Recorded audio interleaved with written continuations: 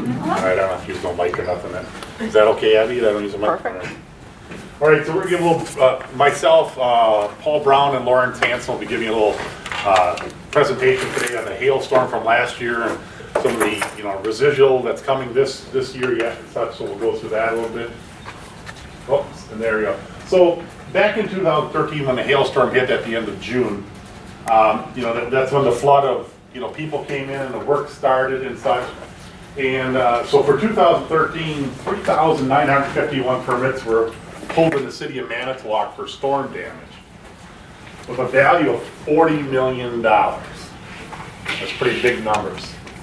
That's from the inspections office. They expect between 2,000 and 3,000 more permits to be pulled this year to finish up the storm work. That's projection. It could be a little bit more than that.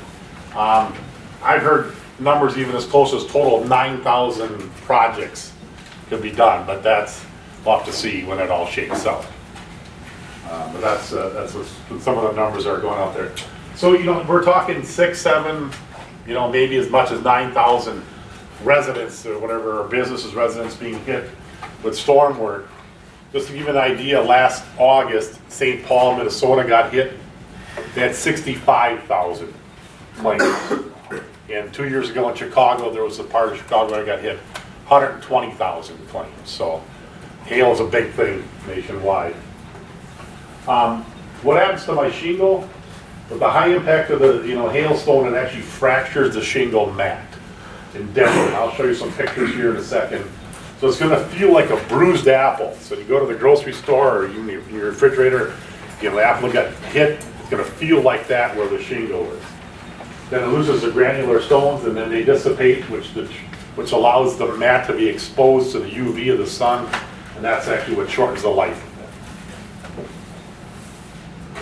So here's some examples of that. So here's an example of these pictures right here. I believe I got these in proper order. That picture right here is from the hailstorm of 2005 that hit, and they never fixed the roof. So through time, I wish we had a better quality here, but this is where the hailstone hit. It bopped off the shingle stones, but it actually deteriorated that. This is holes all the way through the shingle. And that's from 2005. So 2005 and 2013, that's what happened with the sun deteriorating that shingle. Here's the same roof, again from 2005. You can see all the damage and how big the spots get and how they flake off, break off and such, from the UV after it's exposed so long. So that's how it shortens your life of your roof. How do I know if I have hail damage? So again, we kind of looked at some pictures from 2005 that were taken last year. By the way, those pictures previous 2 pictures I showed you were taken last year when we went to inspect the second time on that same roof. So this is a roof from last year that I did some pictures on. You can see the damage that occurred, how it popped off those stones. That's spongy right there. You push in on there. It's not hard. See them spots all over. So that's what you'll see on your roof. That's another, again, the quality here isn't so good, but there again, another spot right there. And then more spots on those.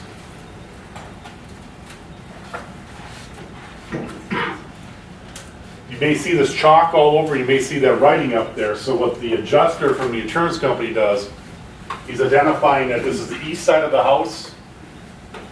There's 8 strikes within the 100 square feet, 10 by 10 area. So he's deeming that damaged and replaced on that side.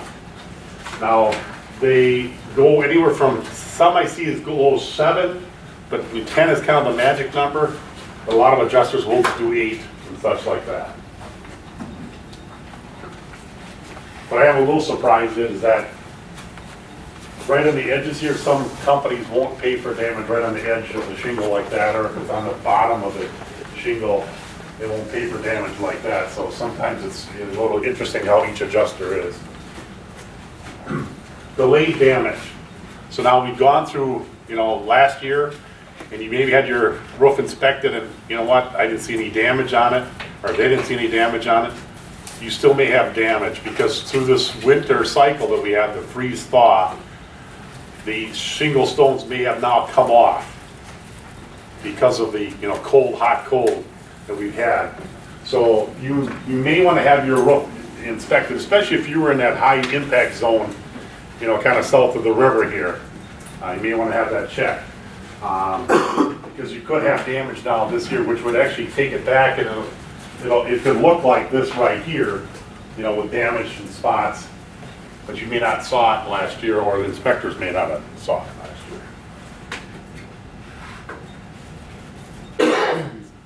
Deadline, well, this is one of the problems I think a lot of people are going to face.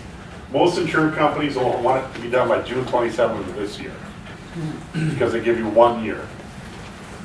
Now, there are some, I'll give a plug for State Farm, because I know I work with them guys there, but they give you 2 years, and some companies will also grant extensions.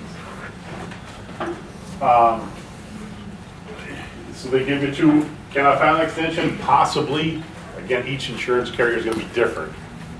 They may say no at first, but maybe if you have proof you have a signed contract and stuff like that, and then just that your contractor can't get to it, they may grant you an extension for 2 months or something.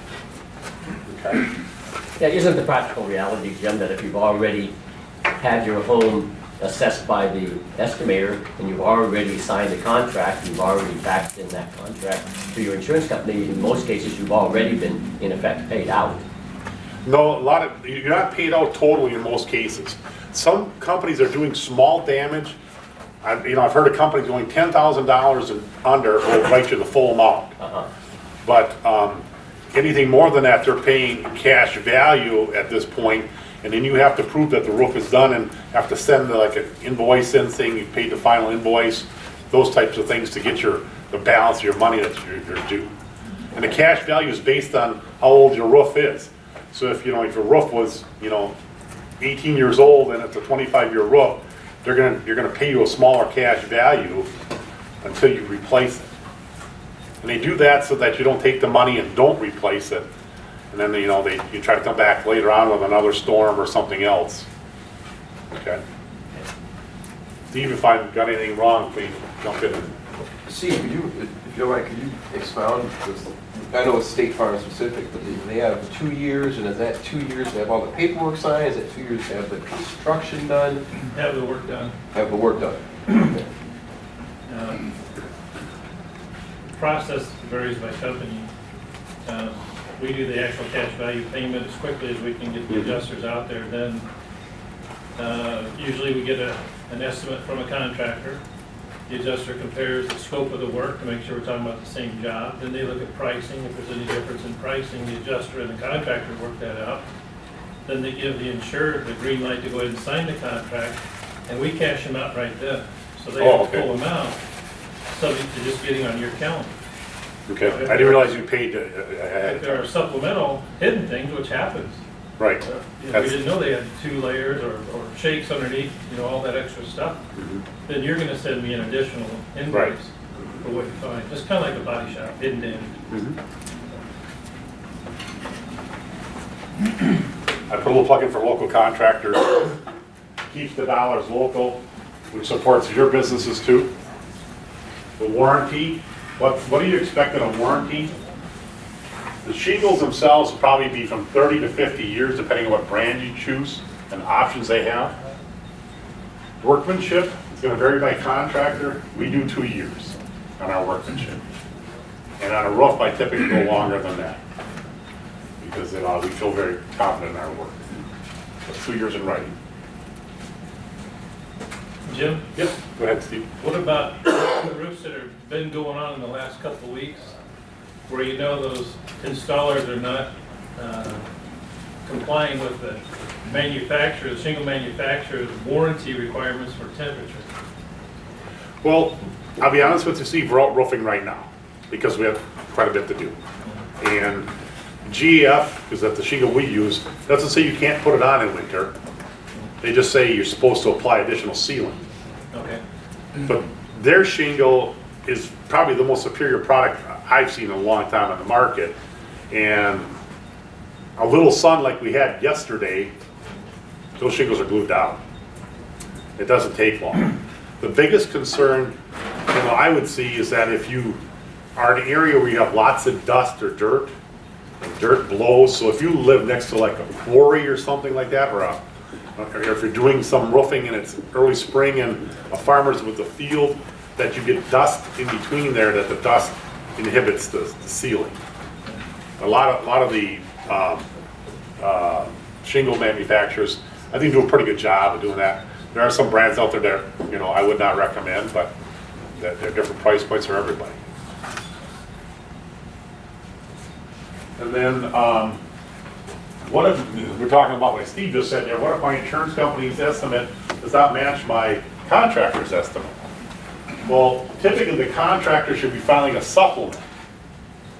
So when contractor comes to your job, to look at your project, you should really give him a copy of that insurance quote, because you want to make sure that it comes out. You don't want to have to take any money out of your pocket except the deductible. So in our case, we look at what the insurance company did and what, we have estimated and find the differences if there is differences. I want to jump down to the bottom line. Some insurance companies have light pencils.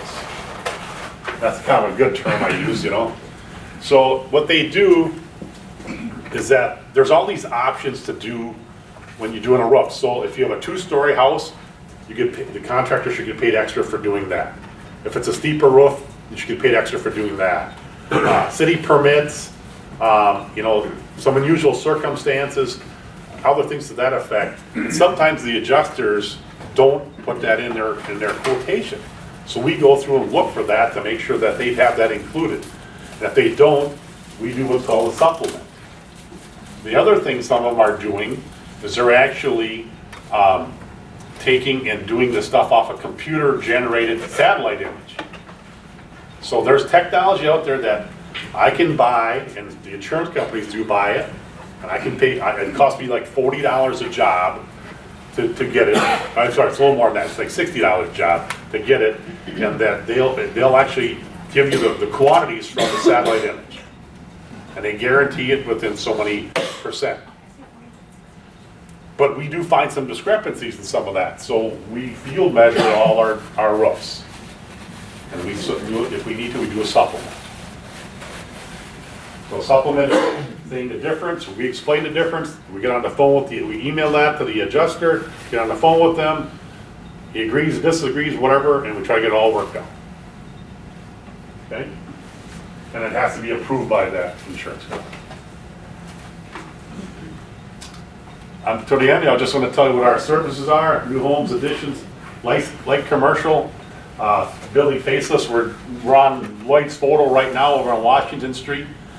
Mason will be getting there later in the week, and by the end of next week, it'll look pretty sharp. So, we do all kinds of things like that too: remodeling, kitchen, bath, windows, general carpentry, construction. I'd like to thank you, and I'll take any questions that anybody has.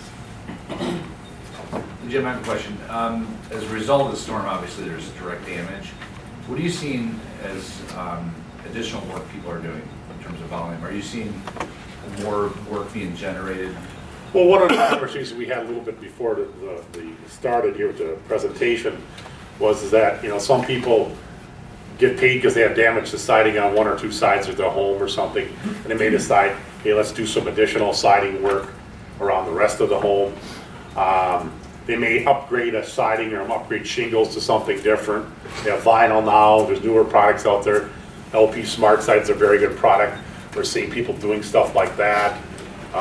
So there are upgrades, going on in windows too, even because there's damage to windows, and they're putting a better quality window in and paying the difference. So there's, I'd say 25% of what we see people upgrade to something.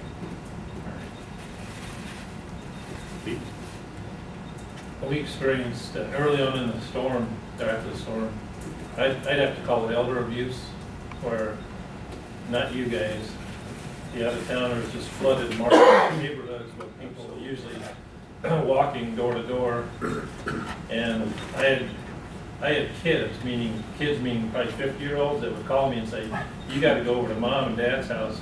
They signed something and there's no way that's what they wanna do, but many times they signed it just so the guy would leave their kitchen. And they were signing blank contracts and all kinds of garbage. And it took a lot of work to get people out of those, sometimes threatening to get an attorney, then finally they let it go and tear up the contract. Then we had another group of contractors, again, not the local ones, that were trying to bury the deductible somehow in their estimate, which is against state law. It's illegal, But yeah. it happened over and over and over. It's like, what kind of TV do you want me to get if I write your job? I mean, it was Free blatant. cheese curds, right? I'm sorry? Free cheese curds, one of them had Yeah, last yeah, time. Right? I mean, you hear that stuff all the time. Just so everybody knows, you know, if you have parents or someone you know in that situation, from the day they sign that contract, there's a 3-day right to refuse in the state of Wisconsin. So within 3 business days, you can say, call them up and say, I don't want to do it with you. You can tear up that contract and not have to worry about anything coming back to you as a homeowner. Homeowners have tremendous amount of rights in the state of Wisconsin. You know, our fathers in Madison, or whatever you want to call those people down there, Joe and who else is here? I tried to talk nice to you guys. That was there. nice, yeah. That, you know, they put together all those If you like rules, to but stop. homeowners are definitely protected, especially in renovation and remodeling cases. So, I mean, pass that word around. With, you know, 7,000 to 9,000 roofs or whatever being done, there's no way the local people can get it done in that time frame. We need, you know, those people from out of town do, but, you know, there are good companies and there are pretty mysterious, you know, pretty bad companies out there. You know, so you know, I'd like to see it done locally, but we can't handle it all. Those guys that go around and push and sell, and they all get paid on commission. You know, kind of the numbers I heard behind the scenes is like, they're getting 15% off every job they sell. And then, you know, out of that price tag, you know, so them salespeople that go around and knock on your door and all that, get 50% of every job they sell. There's 2% goes towards marketing, and there's, you know, all these percentages, and then plus they gotta pay the people to do all the work yet too, and buy the materials. And they really supplement like crazy on insurance companies. They supplement all the time, and that's how they try to make their extra income. There's big money in storm work. This is a basic question, but that you said happened over and over and over, where they're in there undercutting, intentionally undercutting your bids, the local bids, but then they would come back and supplement and be higher at the end, and Right. then it's too late. Over and over. You don't have to respond to that. Well, I mean, I see that stuff all the time, Steve. I mean, I see it in everything. You know, my company operates different than a lot of other companies, Yeah. and I see it in, you know, we don't run around, you know, chasing for storm work. We've got a lot of calls, people wanting us to do it because we did work for them before, or a family member, or so on and so forth. And in fact, I couldn't even handle all the calls we got. We're getting 30 calls a day. And there's no way we're set up to handle, plus do our regular work that we had. So, go ahead. A little different question. So the builders in general have pulled a lot of permits. Is there anything in that process that you think could be streamlined? Is there a way to possibly better? The city of Manitowoc, did a phenomenal job. Okay. You know, they're up to the challenge. They're very good to work with. You know, Lisa and Rick and Bill, all the people down there are good to work with. You know, you know, for the most part, they were really watching the out of town people, make sure workmanship was being done properly. The local guys, you know, they work with them all the time, so they know what they do and they know who to watch. And you know, I mean, not that I'm trying to do anything again. You know, that's not correct, because you know, you get to court, you don't win. Lawyers at $300 an hour, they're the only ones winning. You know, so you just don't win. So you do it right, because otherwise you're going to be in court. But no, the city did a really good job on all that. I mean, in our case, even for our general construction, you know, I'll have a guy run a set of prints down there, or a lot of times we email the stuff. You know, we do all the stuff by email and phone. We hardly, you know, ever go down there, send a check down or something. It's really, it's really good, you know, to work with that way. And they've worked through the years to try to make it better and, I mean, I heard last year there was lines of people outside of inspection department waiting to get permits. And when you do it that way, it's hard to, you know, that way, but that's how some people did it. We try to do a lot by email, and then they can address it when they have, you know, time. So, yes. And what type of policies or procedures did you see with the homeowners that would happen to have a mortgage on this home? Did you see a lot of those reimbursement checks being paid to the builder along with the company? Usually it's paid to the homeowner and the mortgage company, and then they have to get that co-sign, you know, but they have to prove that the work is done. So the mortgage company, I think in a lot of cases, held those checks until the work was done, and then they released the money. So, yes, Joe? This is a little bit off topic, but the yard signs, they're kind of a personal pet peeve of mine, because I think it just really trashes up the neighborhood. There are some who've been in yards since last June. So what is I mean, obviously I understand. The city, everybody's trying to- you have an ordinance that says it can be there 30 days after completion of work, and then it's supposed to be removed. So you have an ordinance on the Is there anything in books. the contract that the person signs with the builder that says you have to put one up in the first place, or, you know? We don't even have in our contract, most people just let us do it because, you know, they appreciate what we're doing, and we like the advertising, and not so much on the roof work, but just in general. There's a, you know, in our industry, there's a term that says activity breeds activity. So the more, you know, people you see doing work, hey man, we gotta keep up with the Joneses or the Smiths or whoever, and they do some work. So that keeps breeding, and then especially when the recession was, you know, 09 and 10 and 11, you know, those signs were valuable because we wanted to let people know we're a business in, you know? That's somehow how it is. We try to be respectful. You know, usually we pull our signs about 3 weeks after we're done with the project.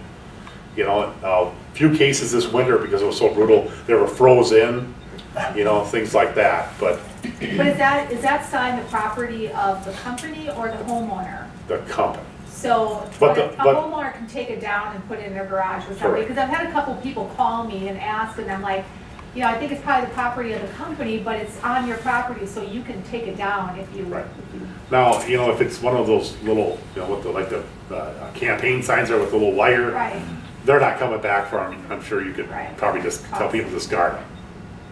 So, but tell them the ordinance is 30 days. yeah, Because back, I don't know, 5, 6 years ago, there was a memo went out because there must have been some complaints. And we right. got a memo from City Hall, and, you know, about Yeah, it's the same with campaign signs and rummage sales and all that. Unfortunately, it's not something we can, the city can enforce, because, I mean, we barely have time to enforce the. I understand. I am seeing more notices in the daily log bill for fines of roofing without a permit, so I wish we had the resources to go You out. know, those and- numbers I showed you, that there's rumors out there's 1,000 roofs being done without permits. Yeah.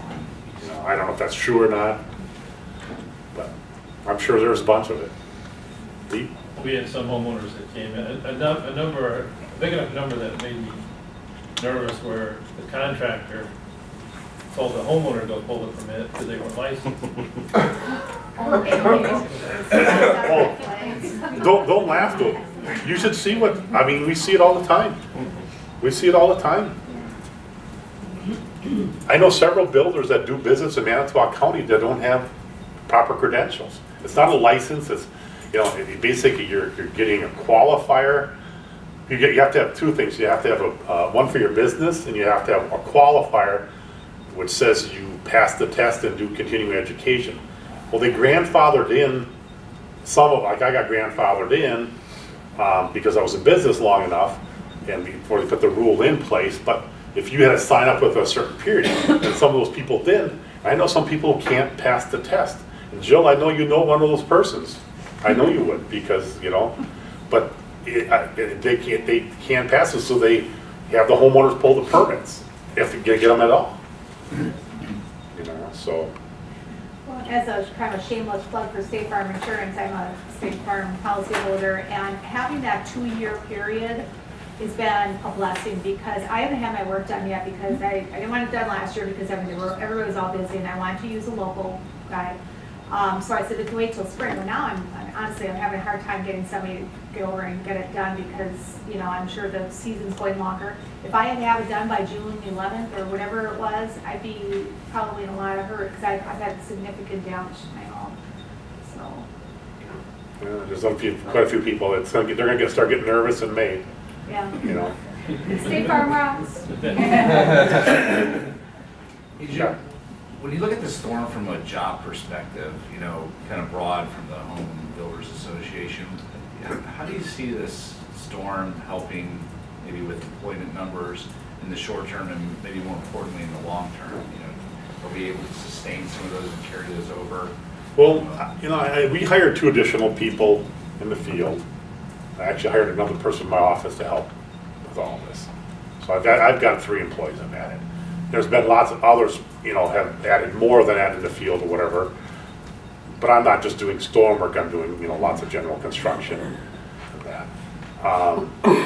It helped, but I really see that this year, and maybe Paul can address this more, I think, in general, I think people are becoming more accustomed to the economy and knowing that the world's not gonna end and so on and so forth, and there's more projects that seem to be wanting to take place. You know, there's plans, lots of plans out there in general, and there's a lot of that stuff. So I think overall, the recession is easing, and we're starting to see the swing now back of stable construction numbers, which is a big thing. You know, nationwide, they don't talk about it as enough. Our National Association talk about more about how many jobs are created by construction, and it's huge. You know, and you know, you see those numbers turning, and it's going to help everybody. It's going to help all the businesses in the local area and stuff like that. And it's going to help the schools and everybody else because there's more tax base and there's more kids and so on and so forth.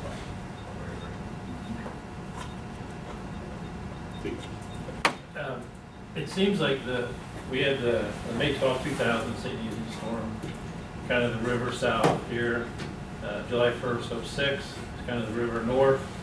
This one kind of got a swath from Vinton all the way to the UW Center. But it seems like it accelerates work because on cars and homes, maybe I was going to replace my roof in a year or 2. Now I got one compliments of my insurance company the same way with auto. We totaled a heck of a lot of cars last summer.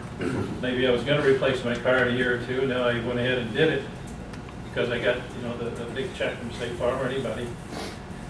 Have you seen on the last 2 storms that after the hail repair work, that there was a lull because you accelerated work into a period now they don't have to do the normal schedule? I didn't see that because we're not strictly roofing or you know, that type of work. But I'm sure others have felt it. You know, to some degree, it's somewhat of a blessing. You know, you hate to go through the pain and agony of it, but there's a lot of extra work that comes into town, you know, from that, whether it's the local guys or, you know, out-of-towners coming in. I mean, the out-of-towners, you know, the restaurants were, you know, they were as happy as heck, and the hotels, and so it all helps. But, you know, with the 2000 storm, that potentially could have taken out a bunch of work for some people. But then that one, it was in 06 that came, I thought it was 05, sorry. But, you know, that one on the north side here hit. And so, you know, we've had in 13 years, you know, quite a bit of storm work for the county. And there was actually a smaller one that hit Shoto and Rockwood. Before that, and last August, Maribel got hit and stuff. So, and there was, the more we followed it, so I mean, the more now you start watching, and you know, like St. Louis got hit last week with hail, and Texas just got hit yesterday, golf ball size hail. So you know, there's lots of hail out there and lots of damage from it. So there's a whole storm damage association you can belong to. If you want to run around the country and do storm work, you sure can. Well, thank you. I'll turn it over to Paul, I believe is next. Or, Lawrence? Sorry, Lawrence is next. All right.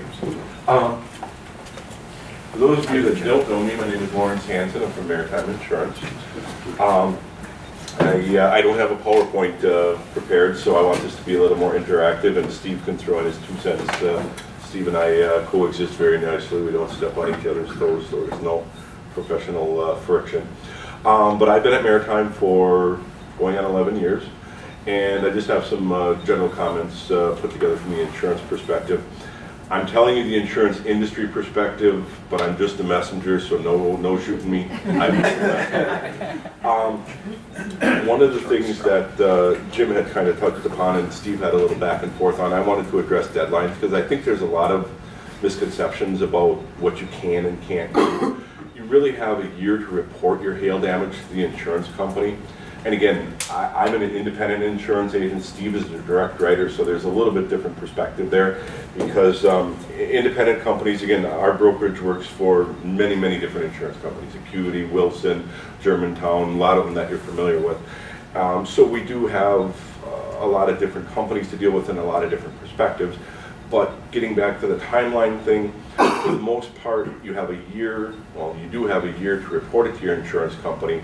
None of our companies really dig in their heels from a deadline standpoint. Some of them, your adjuster might want to give a little heads up that, hey, I do have a contract signed with a contractor. The work will get done, and they just generally understand that there's just so much work to be done that you know, they might want an update maybe every 180 days. How you doing? What's the process going? They might want that back and forth, but we've not had one problem with deadlines or companies digging in their heels saying you got to have it done by a certain time or we're not going to play ball with you. That's just not anything that we've encountered. Get some talking points put together here. One of the things, and again, I specialize right now in property casualty insurance, basically business insurance, but I did do homeowners insurance for about 15 years of my career, so I can speak to both, and they are pretty different animals, unfortunately. The homeowners insurance industry is a little bit more tight on how they do things in commercial insurance, but I can kind of speak to both of them for you. You will see insurance companies address wind and hail deductibles on property in some fashion or form. Every insurance company is going to do it differently, but it's going to be a matter of when, not if, it will happen.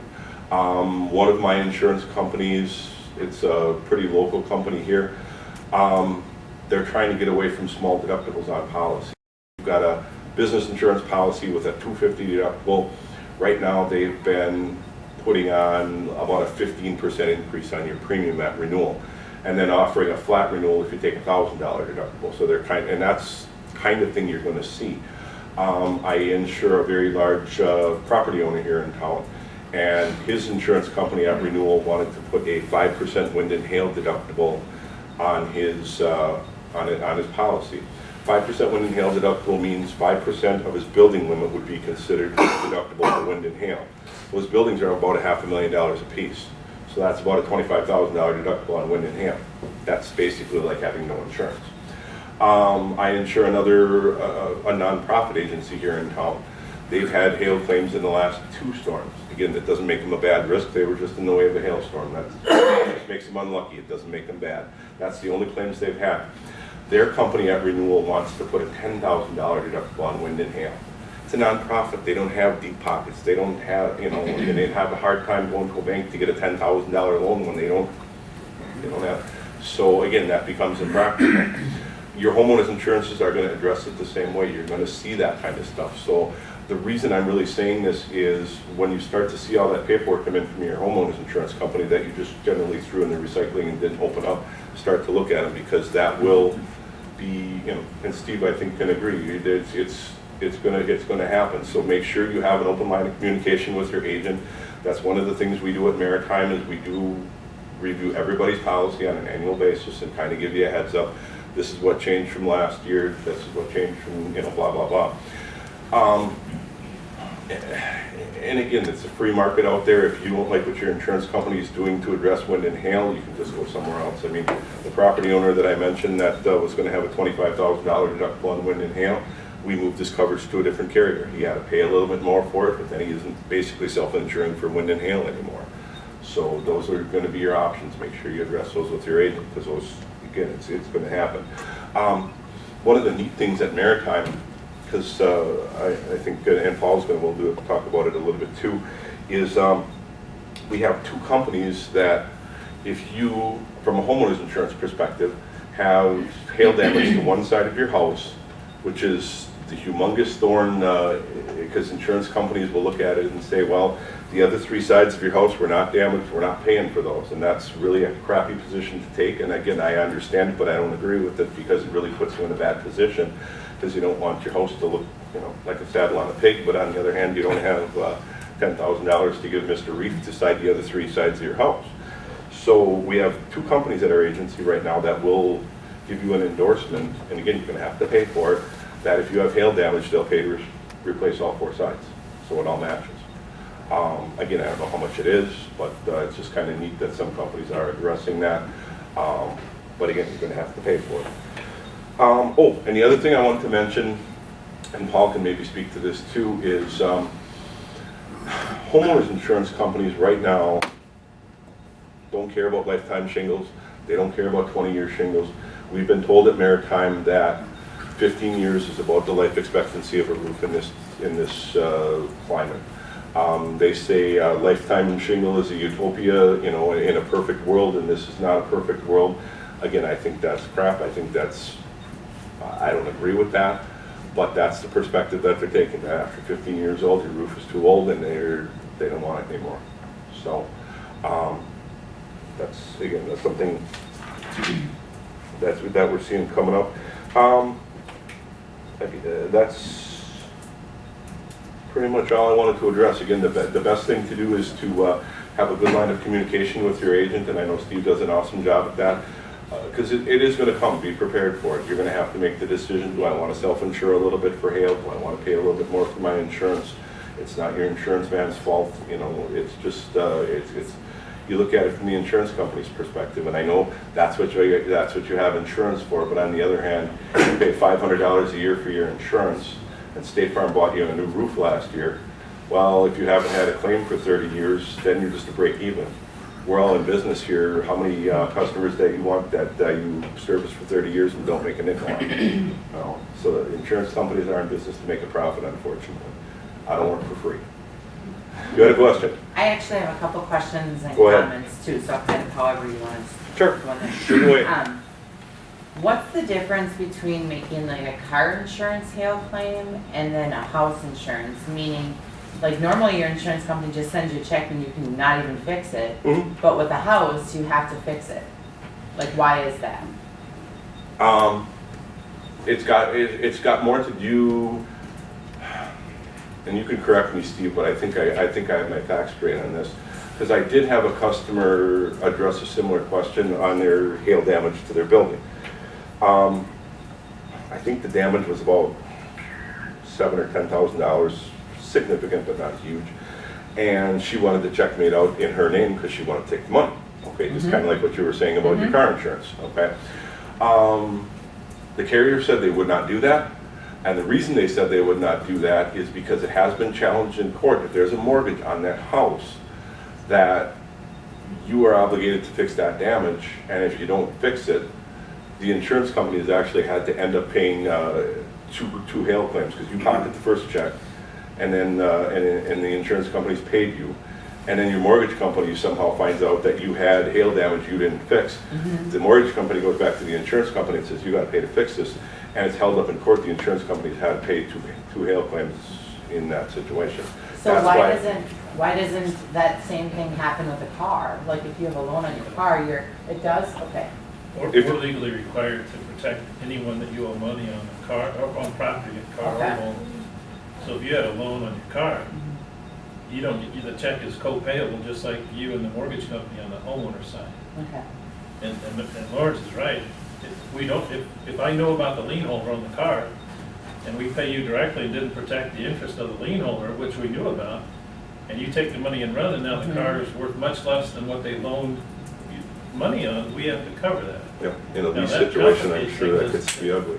Just like Jim was talking about, dealing with the mortgage companies. Even some of the local ones were very, very difficult, and the branch managers had no authority, which was a surprise to me. But then you have the out-of-state lenders, and everything's by mail, and you get partial payments based on 50% completion, and it was all across the board, Yep. and nobody was happy. I guess the only reason why I bring that up is because like me, I I have a two-family home and I have renters, and I don't ever make a claim unless my house were to burn down, because you don't want your claim to go up, and then it's frustrating because you hear of all these other people just taking the money and running, and then, like, I've owned my home now for 10 years, and I've never been late or missed the payments or made a claim on that matter, but every month or every year, it doesn't seem to be going down, and then when you ask, they're like, well, that's because people in your community are making claims, and things are happening in your community or in your neighborhood or whatever it may be, and it is what it is, but it's frustrating because it's like, you kind of go without, or you make those changes, or, you know, I have a high deductible because I just know personally what I just wouldn't, because you don't want, they're gonna get their money back somehow because they're insurance companies. And it's like not a bad thing, because you pay insurance premiums, because if there was something big, or, you know, if my roof was damaged and it cost me $15,000, $20,000 or whatever it costs to have a roof done, Right. you know, you have to do what you have to do, but it's still frustrating because you know that there's people out there that do that, and we're just paying out of our pocket. Absolutely, and that's unfortunately the concept of insurance, is you're spreading the risk around. So that's, the other thing to keep in mind though, and I'll bail Steve out here, keep in mind every year the limit on your home, the limit that your house is insured for goes up, okay, probably 4 to 6%. So last year, if you took out a homeowner's insurance policy for $200,000, this year it's probably $210,000 that they're actually paying insurance on. So every year it's going to go up 4% regardless, just from the fact that they're giving you 4% more insurance. Okay, and you can argue the validity of that all day long, but at the end of the day you are getting more insurance. So that is, but you're right. I mean, fraud is, I've seen numbers where fraud is probably 1/3 of your insurance premium, give or take, and it's worse than workers' comp. I mean, you know, Jim pays an arm and a leg for his workers' comp, and he's very vigilant about watching over it and making sure his claims experience is good and stuff like that. But you've got carpentry is just fraught with fraud. You look at all the people that are pulling permits without,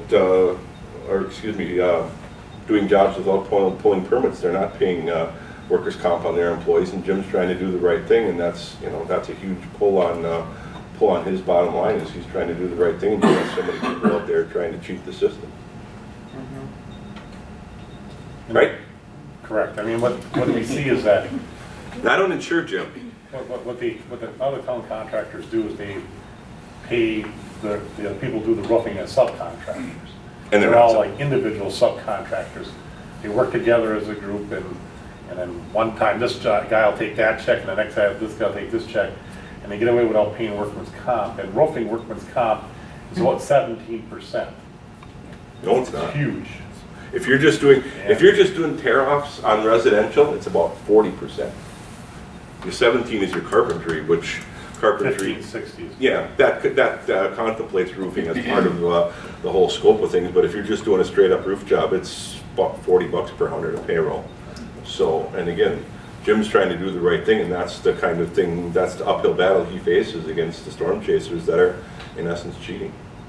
That's not on my list of topics to talk about, but the construction industry is very near and dear to me. I have a lot of customers in there, so I always like to make sure that their interests are protected, because the uphill battles those guys face are just awesome. Questions? For Steve or for Lawrence, I'm happy that I haven't heard of any as a result of this storm, but have there been any major accidents or incidents of injury to an employee in the Not that I'm aware of. activity? Not that I'm aware of. I've heard a lot of the horror stories that Steve and Jim were talking about people getting suckered into contracts by storm chasers. And anytime that question was posed to me about what to do about that, I would say, kind of like what Jim said, is there was far too much work for all the local guys to get to it. But I'm having a local guy do my stuff. You better have a local guy do your stuff, and let the storm chasers take care of the other guy. Yeah, I'm just, Kevin, a lot of the, I'm not aware of injuries from workers. However, back to Jim's point, there are a lot of crews that are subcontractors, and they're not held to the work comp standard of the general. So if somebody fell off a roof, they would not report that. They take them in and pay cash at the ER and let it go. Right, but unless there was a real severe injury, because you know you use the word subcontractor in air quotes, because A subcontractor definitely has to meet certain criteria that these subcontractors don't. I mean, they're saying they're subcontractors, and they're not. There's an IRS test, it's called the 9-point test, that really distinguishes a subcontractor versus a contractor, and none of these guys meet that. So if somebody was really hurt, seriously disabled, the person that was their general contractor would be held to some pretty significant penalties by the Department of Workforce Development, if that ever happened. Yeah, the unscrupulous general that Lawrence is talking about, they bypass, let's say even $30 a hundred on payroll for work comp, they don't pay federal and state withholding matching, they don't do federal unemployment, they don't do state unemployment, so it's massive amounts of money, and that's why they do it. Yeah, absolutely, absolutely. And anybody that you talk to that's thinking about that, also think about the fact that you know, there's no warranty or anything like that with those storm chasers. You know, if something goes wrong, and then you're putting another claim in on your homeowner's insurance. That's your only other option if something goes wrong, and now you've got probably 2 big claims within the short span of time, and you're probably getting non-renewed on your homeowner's insurance for your trouble. I don't want to paint all of the out-of-town contractors in that brush, because there are some very high-quality people here, but Absolutely. have you had any rework yet for 4 out-of-town contractors? Have I not this time? Okay, 2000, yes. You will. yeah, you can say that. Especially with the freezing and thawing that we're just getting through. Absolutely. Going to cause rework. And then I'm all done. The call's ready to rock and roll. But again, it's nice talking with you guys. If you have any questions, feel free. All right, so I'm Paul Brown from Brown Building Center. For those of you who don't know us, we've been in Manitowoc since 1968. My dad bought the business, and we were down on the end of Chicago Street. In 1977, we built the building we're in now. I moved back to Manitowoc in 1989. My dad retired in 2004, and I've been the president since then. Our core business is really residential construction. We supply materials to people like Jim who build houses. We also do light commercial work, drywall, that kind of thing. Lately, it's been a lot of roofing and siding. So I guess I gave my talk here a topic. It's called Pennies from Heaven. In our business, pennies from heaven come in the form of little balls of ice that fall from the sky. Now, so June 27th of last year was a big day for us. I got a call that night. The storm, I was at work at 6 o'clock at night, and obviously there was something going on, hail. Before 8 o'clock, I had a call from GAF, who's my roofing supplier, and an out-of-town contractor who's been in Manitowoc now 3 times, to say, hey, you've got significant hail damage. This is a map that I got from GAF that shows the city of Manitowoc, and the very center, the darkest color, it's kind of hard to read, but the darkest color indicates 2-inch hail. And obviously it gets smaller as you go out, but you can see from the map, it's right through the middle of town. Starts, as Steve said, up somewhere north of Vinton, goes all the way down through the University of Wisconsin Center. Now, there's 2 things that are significant about hail. Okay, first and foremost is the type of hail it is. In our case, the hail we got was very hard. It was ice. There's other types of hail that are more like a snowball, not nearly as dense, so when it hits, it doesn't do nearly the damage. In our case, it was very hard ice. The other thing is it was driven laterally by strong winds, which means that we also had a lot of damage to siding, fascia, windows, doors, garage doors, all of those kinds of things. So that adds a lot to the damage that the storm is creating. Now, I've heard estimates all the way up to 12,000 homes, between 8,000 and 12,000 properties were damaged. And as Jim said, about 4,000 permits were drawn, which means that roughly half the houses that were affected, or properties I should say, got done last year.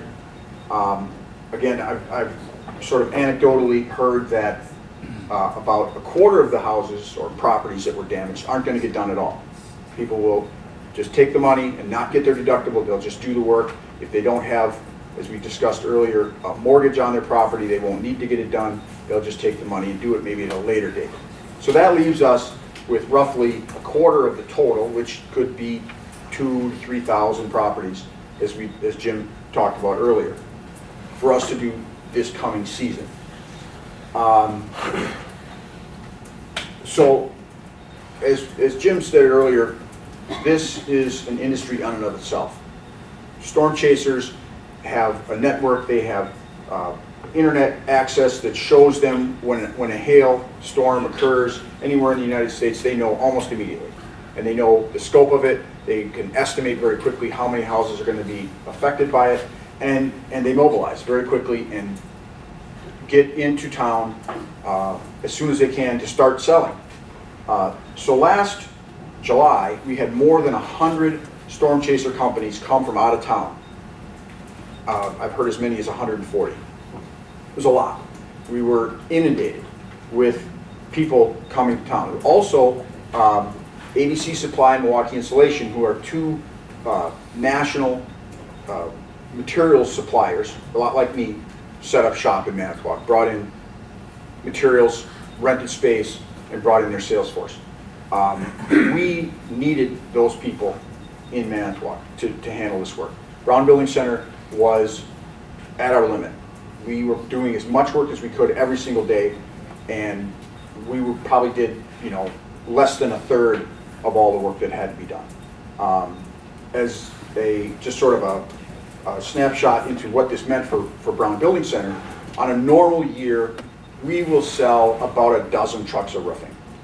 Last year, from July until November, we sold over 100 trucks of roofing. So that gives you an idea of what you're dealing with as far as the volume. Semis, right, Paul? Semi-trucks? Semi-trucks, yeah. And there's about 250 square of siding, which is a 100 by 100 square foot area of roofing on a truck. So that is, I wrote that down, about 9,000 squares, roughly about 500 houses, depending upon the size of the house, obviously. But all of these people came to our community, and they spent money here. They ate, they drank, they bought goods in all of our businesses. They had to live someplace. They rented apartments. They had to stay in a motel.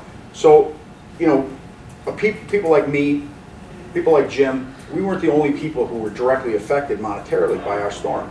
Many parts of our community saw an influx of business because of the storm. So, they saw some of those pennies from heaven also.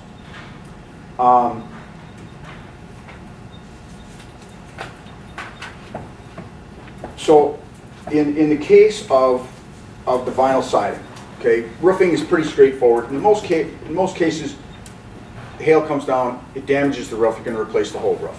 I don't know of anybody, maybe you guys are aware, that they've replaced just one section of the roof. No, you're going to replace the whole roof. In the case of the siding, we have, as Lawrence talked about, the insurance company doesn't want to pay for 4 sides if they can get away with paying for 1 or 2.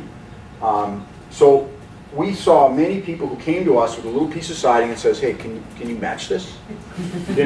It's been on my house for 10 years. It was blue when I put it on, and now it's sort of a chalky gray color. It doesn't say anything on the siding. It's just a generic piece of material as you could ever imagine. And so we have a box at the lumberyard with more than 20 different manufacturers and styles of siding. So we sit down and we open the box and we leaf through it and try and come up with a solution for them. And sometimes we can do that. I mean, if it's white or gray or something simple. But we've been putting vinyl sidings on houses for probably close to 30 years. And many of those companies are no longer in business. They've discontinued styles and colors and so on and so forth. So what we do is we'll write a letter to the homeowner that says, hey, we've tried and we can't find a match for your siding. And hopefully then they're able to go to their insurance company and persuade them to do the whole rest of the house. That's one of the things that, it's a tough thing, but hopefully they can work that out. And I've heard of cases where they have worked it out. So, that's vinyl siding. I guess, roofing, GAF Roofing is the brand that we sell. Jim uses that product. They're an excellent company. We do a lot of work with them, and they support us. They have really the best warranty of anyone in the industry, as far as I'm concerned, offering extended materials and labor warranties to certified contractors. And we do business with quite a few out-of-town contractors. I guess quite a few, about 6 really is what it boiled down to. Guys that could pass, a test of financial stability and an industry sort of check to call up people that I know in the industry and say, hey, you know this company, what do you think of them? And to get a go-ahead to give them, to open an account and give them some kind of credit. So, I mean, if anybody comes up against an out-of-town contractor, and you're up against it, that you have to get it done, you say, well, call Brown Building Center. We have a list of what I would call reputable contractors that I would be comfortable hiring. Because, as we talked about earlier, there's no way that the local contractors can do all the work. It'd be great if we could all just work locally. But some of us have to some people are going to have out-of-town contractors do their work for them. So, if you want a reference, you can call me. Okay? So, obviously the storm has caused a lot of turmoil for everybody. But it certainly, to me, has a silver lining. When we look at our community has been given a facelift. So many houses have new siding, new roofing, new fascia, new doors, windows, whatever the case might be. It brings the standard up all around our community. And it feels good to live in a house that looks nice. And in addition to that, you have now relieved the homeowner or the property owner of the burden of having to do this repair themselves, out of their own cash flow. So maybe they're going to spend their money on something else. Hopefully doing some more work on their house, putting in a new kitchen, who knows what they might do. But maybe it's just buying a new car, something like that. So, obviously, I think that in the long run, big picture, the storm has been good for Manitowoc. So, any questions, comments, thoughts? Paul? I never thought about it much until we had this focused discussion on hail, but do retail outlets like Lowe's and Menards get a big hit from the storm as well? I would think they absolutely would. Okay. I couldn't tell you, I don't have the faintest idea what kind of numbers, but I know, there's do-it-yourselfers. Right. Who would do their own work, and take the money the insurance company gives them for materials and labor, and do the labor themselves. That's not an unusual thing, and they may certainly go to Lowe's and Menards. I did see a lot of purely retail people I've never seen before, walk in, select some roofing and siding, we deliver it, they pay us cash for it. We saw a significant increase in that. Okay. But yeah, I would think certainly. Okay. Right. And then another question, I'm sorry I came in late, maybe it was discussed, but when we talk about storm chasers and storm chaser companies, a lot of the people in town look like a band of gypsies. They move in, they move on to the next storm. So are they generally working for a larger organization that takes a percentage off the top of what their labor is and get paid through that organization? In the way, with the workers' comp discussion and whatnot, it's hard to figure out how that would all work. I'm sure somebody's figured out a way to make money and therefore, but... Well, okay, I don't know absolutely, but here's, I would say, what I see. Here you have a company, Guy Roofing, let's use them. They're not, I don't have anything good to say about them, but you will use them as an example. Good. Okay? They came into town, they asked me for credit, and they weren't creditworthy. But they're a very, very big company. They have a group of salespeople who come in and just walk up and down the streets, knocking on doors. Then they'll have, and I believe those guys are going to be subcontractors too. Okay, they're not going to be actually on a payroll. They're going to get paid a commission, 100% commission, regardless of what else they do. Okay, if you don't sell, you don't eat. Then you're going to have a construction arm, which is going to be, you're going to have a group of guys who are probably on the payroll. They'll drive a truck. They will have some construction experience. They'll run a crew of predominantly Hispanics, come in and then maybe have 2 or 3 crews, and each crew will have a lead guy, and they're going to come in and they're going to do the roofing job. Now, the only person in that whole equation who actually maybe works for Guy on a regular basis or as an employee is probably the guy running the roofing crews. Everybody else is gonna be a subcontractor. And if you really put them to the test, they probably would fail, and they're probably all technically employees. But that's how I think a storm chaser company is gonna be set up, and that, you know, could vary lots, but that's kind of what I've seen, what my experience is dealing with those people.